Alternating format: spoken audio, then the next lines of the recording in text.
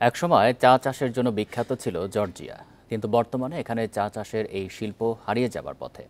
চা শিল্প পুনরায় ফিরিয়ে আনতে কাজ করে যাচ্ছেন দেশটির ক্ষুদ্র উদ্যোক্তা লিকা মেগ্রেলাজ্জে। তার আশা একদিন চা শিল্প পুনরায় ঘুরে দাঁড়িয়ে অবদান রাখবে জর্জিয়ার অর্থনীতিতে।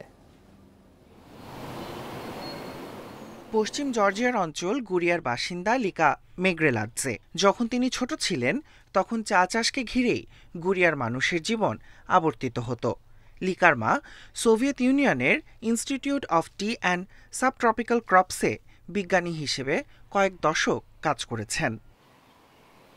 এখনও মায়ের কর্মস্থল ও ছোটবেলার স্মৃতি মনে পড়লে আবেগ আপ্লুত হয়ে পড়েন লিকা। বর্তমানে তার মায়ের কর্মস্থল ইনস্টিটিউট ভবনটি পরিত্যক্ত ভবনে পরিণত হয়েছে।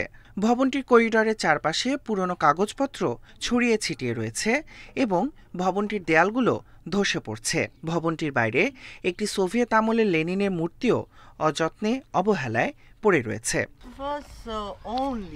সোভিয়েত ইউনিয়নের সময় এটি একমাত্র চা গবেষণা কেন্দ্র ছিল। এখানে পরীক্ষা করার জন্য বিশাল চা প্রক্রিয়াকরণ কারখানা ছিল। বিভিন্ন ধরনের চা পাতার গাছও পরীক্ষা করা হতো এখানে। সোভিয়েত আমলের বাকি চা প্রক্রিয়াজাতকরণ কেন্দ্রগুলোর একই দশা। 1991 সালে সোভিয়েত ইউনিয়নের পতনের পর এশিয়ার সস্তা বাজার জর্জিয়ার জন্য উন্মুক্ত হয়ে যায়। চা আমদানি শুরু হয় এশিয়ার বিভিন্ন দেশ থেকে। তখন থেকেই ধসের মুখে পড়ে জর্জিয়ার চা শিল্প। কিন্তু বর্তমানে কিছু ক্ষুদ্র উদ্যোক্তার প্রচেষ্টায় ঘুরে দাঁড়ানোর চেষ্টা করছে হারিয়ে যাওয়া এই শিল্প। জর্জিয়ার চা শিল্প ভেঙে পড়েছে। এখানে গত 40 বছরে চা শিল্পের কোনো অগ্রগতি হয়নি।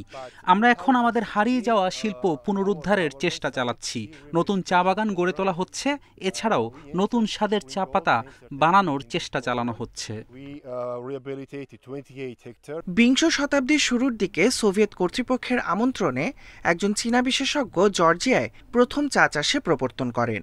মাটি ও আবহাওয়া অনুকূলে থাকার কারণে জর্জিয়ায় 6 মাস পর্যন্ত চা পাতা তোলার মৌসুম থাকে।